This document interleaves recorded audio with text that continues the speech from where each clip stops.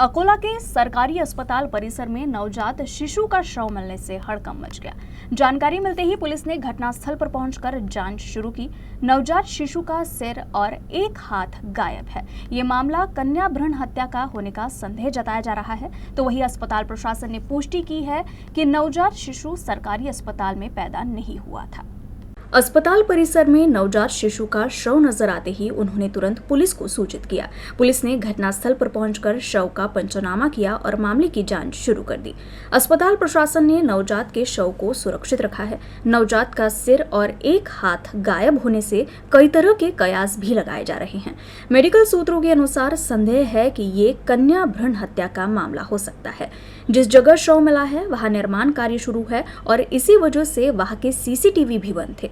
आरोपियों ने इसी का फायदा उठाकर शव को वहां लाकर छोड़ दिया होगा। अधीक्षक गजभिये ने कहा कि ये नवजात सरकारी अस्पताल का नहीं था, बल्कि किसी बाहरी व्यक्ति द्वारा लाकर वहां फेंका गया था।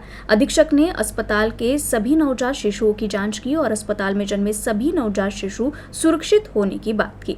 इसी बीच पुलिस मृत शिशु के गायब सिर और एक हाथ की भी जांच कर रही है। न्यूबॉर्न बेबी मिळालं आणि म्हणजे कॅज्युअल्टीच्या समोर ते पडलेलं होतं आणि त्या बेबीची अवस्था अगदी म्हणजे बघण्यासारखी नव्हती।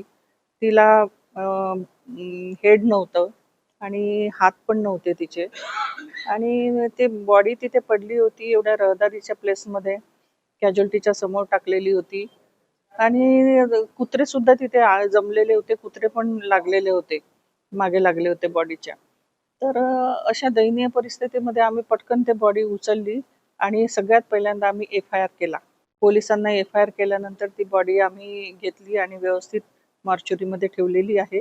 आता जी काही प्रक्रिया होईल, ती बॉडी कुठून आली, कशी आली, काय आली, तर ते सगळं आता पोलीस तपासणीमध्ये निदर्शनास येईल।